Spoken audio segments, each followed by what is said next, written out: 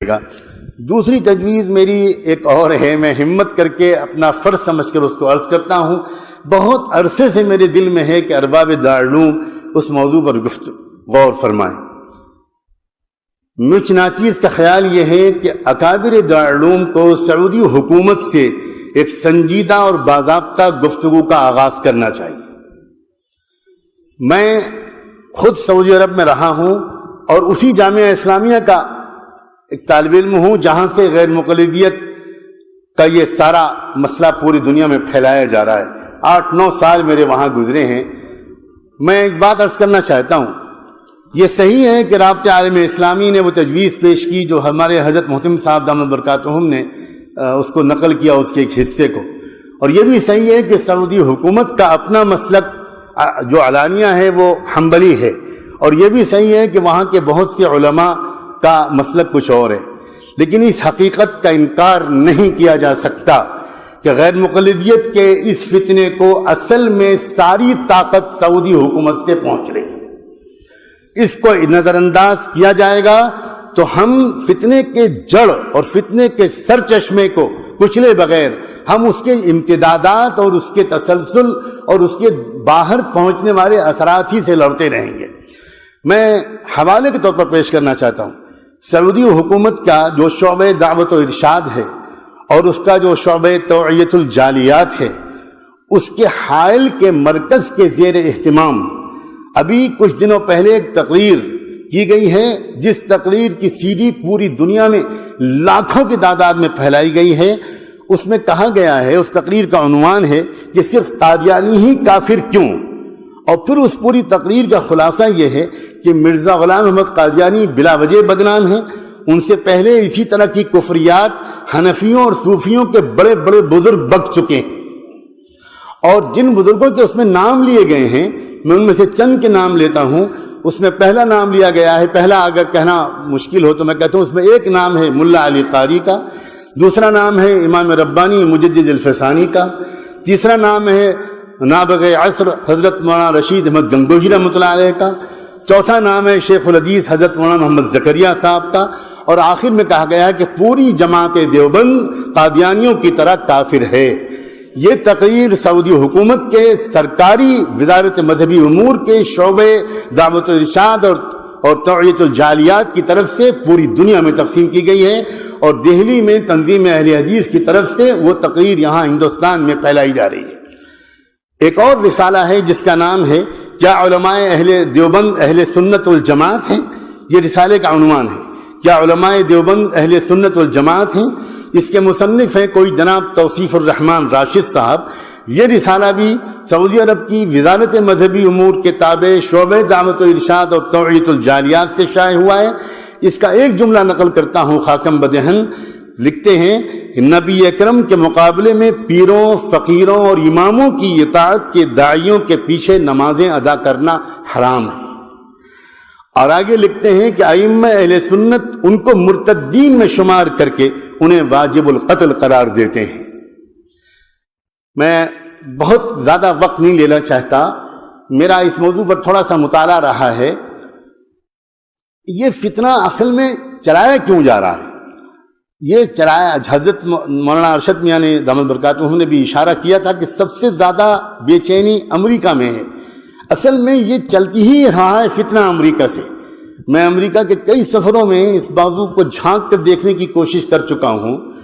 کہ یہ ہو کیا رہا ہے۔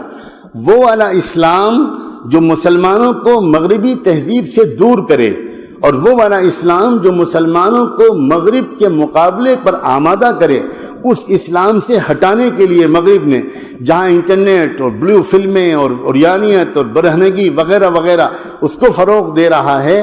وہاں وہ مغرب چونکہ جانتا ہے کہ بڑی تعداد میں مسلمان نوجوان ان تمام کوششوں اور سازشوں کے باوجود وہ شراب خانوں اور کلبوں سے دور رہ کر مسجدوں سے قریب ہو رہے ہیں، لہذا ایسے مسلمانوں کے لیے جو تمام تر کوششوں کے باوجود دین سے دور نہیں ہو پا رہے، انہوں نے دوسرا نسخہ یہ اختیار کیا ہے کہ اگر دین پر چلنا ہی ہے تو ان کو ایسے دین میں لگا دو جو ان کو آپس میں الجھا دے۔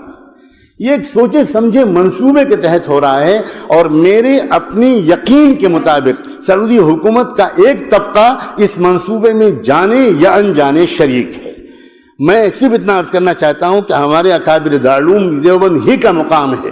ماضی میں اس سے پہلے سعودی حکومت سے جب بھی کبھی گفتگو کی ہے، میرے محدود مطالعے کے مطابق اکابر دیوبند نے کی ہے۔ جب یہ خاندان آل سعود کی حکومت پہلی بار قائم ہوئی تھی، اور اس وقت مدینے کے قبرستان میں جنت البقیع میں تمام قبوں کو گرایا گیا تھا، اور تمام قبوں کو منہدم کرنے کے بعد گنبد خضرا کو منہدم کرنے کا منصوبہ تھا، لیکن اس وقت سعودی انٹیلیجنس نے اس وقت کے بادشاہ ملک عبدالعزیز کو باخبر کیا کہ بہت بے چینی اس کی وجہ سے عالم اسلام میں ہے، آپ بہتر یہ کہ کانفرنس بلا لیں اور علماء عالم اسلام کے آپ کے ہمنوا ہو جائیں۔ انہوں نے پہلی کانفرنس بلائی تھی، جس میں ہمارے دارالعلوم دیوبند کے سرخیل اور رہنما علامہ حضرت مولانا شبیر احمد عثمانی رحمۃ اللہ علیہ اس کانفرنس میں تشریف لے گئے تھے، علامہ سید سلیمان ندوی رحمۃ اللہ علیہ تشریف لے گئے تھے، اور ان دونوں حضرات نے، اور حضرت مولانا مفتی کفایت اللہ صاحب، جزاکم اللہ، حضرت مولانا مفتی کفایت اللہ صاحب تشریف لے گئے تھے، اور ان حضرات نے جیسی عالمانہ، محققانہ،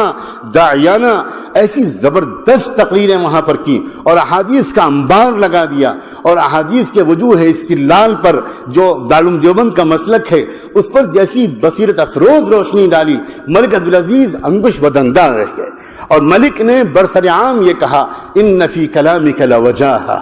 یہ جو آپ نے بات کہی ہے اس میں بہت گہرائی ہے، میں اس کے جواب نہیں دے سکتا، مفتی اعظم سے آپ بات کریں۔ اور چنانچہ اگلی نشستیں ہمارے اکابرین کی ملک کے علاوہ مفتی اعظم سے بھی ہوئیں، اور بالآخر سعودی حکومت نے تسلیم کیا اس موقف کو کہ گنبد خضرا کو منہدم کرنا شریعت کے احکام کی روح کے خلاف ہے، اور پھر وہ انہوں نے پالیسی بدلی۔ اکابر علماء دیوبند کی سوا اس عاجز کو مجھے نظر نہیں آ سکتا، ہو سکتا ہے میری نظر کی کوتاہی ہو، میں انہی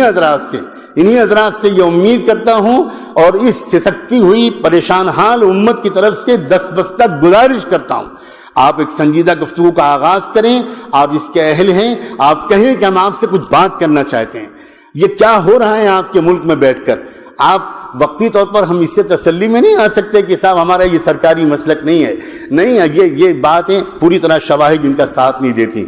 ایک تو میری تجویز یہ ہے، تیسری ایک تجویز یہ ہے کہ مجھے یاد آتا ہے، مجھے اس وقت حوالہ تو یاد نہیں آ رہا، میں اس وقت سفر کے دوران سے یہاں پر آیا ہوں، نواب چھتاری کا ایک دورہ کرایا گیا تھا برطانیہ کا، اور برطانیہ کے اس سفر میں انہوں نے ایک خفیہ ادارے کو دیکھا تھا جو شہری آبادی سے دور جنگل میں انگلینڈ میں چل رہا تھا، جہاں انگریزوں کو فقہ و حدیث پڑھائی جا رہی تھی، تفسیر و قرآن پڑھایا جا رہا تھا، اور انگریز لوگ داڑھی اور عمامے میں ملبوس وہاں پر تھے، ان میں سے ایک بھی کوئی مسلمان نہیں تھا، وہ سب یہودی اور عیسائی لوگ تھے۔ نواب چھتاری یہ دیکھ کر حیران رہ گئے تھے۔ اس وقت ان سے کہا گیا تھا یہ ہم اس لیے تیار کر رہے ہیں تاکہ یہ لوگ علماء بن کر عالم اسلام میں پھیلیں گے، اور وہاں تشویش انگیز مسائل کو ابھار کر مسلمانوں کی طاقت کو منتشر کریں گے۔ میری ایک درخواست ہے، جب دارالعلوم ایک نئے عزائم کے ساتھ اس میدان کا بھی مقابلہ کرنے کے لیے اترتا ہوا نظر آ رہا ہے، آپ بڑی آسانی کے ساتھ ایک دو ریسرچ اسکالرز کو جو آپ کے اپنے فاضل ہوں، جو انگریزی اور عربی پر عبور رکھتے ہوں، ان کو لگائیے اس بات پر کہ وہ مغرب کے یونیورسٹیوں میں جو دستاویزیں موجود ہیں اس سلسلے کی چیزیں تلاش کرنے سے مل جاتی ہیں۔ مولانا احمد رضا خان کی جو خط و کتابت ہے انگریز حکومت سے، آج برٹش لائبریری میں وہ میسر ہے، اس سے پتہ لگ گیا ہے کہ احمد رضا خان صاحب اتنے زبردست علم کے باوجود اس راستے پر کیوں گئے تھے۔ اور ابھی ہمارے حضرت اکابر نے اشارہ کیا تھا، حضرت مولانا حبیب الرحمان صاحب نے، کہ میاں نذیر حسین پہلے کیا تھے اور پھر بعد میں کیا ہو گئے۔ اسی طرح یہ ریسرچ کی ضرورت ہے کہ آخر یہ جو سارا فتنہ اس وقت برپا کیا جا رہا ہے، اس کی شروعات کیسے ہوئی اور اس وقت اس میں شدت کیوں لائی جا رہی ہے۔ اگر کوئی ریسرچ اس طرح کا دلائل سے بھرپور آراستہ ہو جائے گا تو انشاءاللہ امت کی حفاظت میں مدد ملے گی۔ میں بہت ممنون ہوں کہ میرے جیسے حقیر طالب علم کو یہ اعزاز بخشا گیا۔ جزاک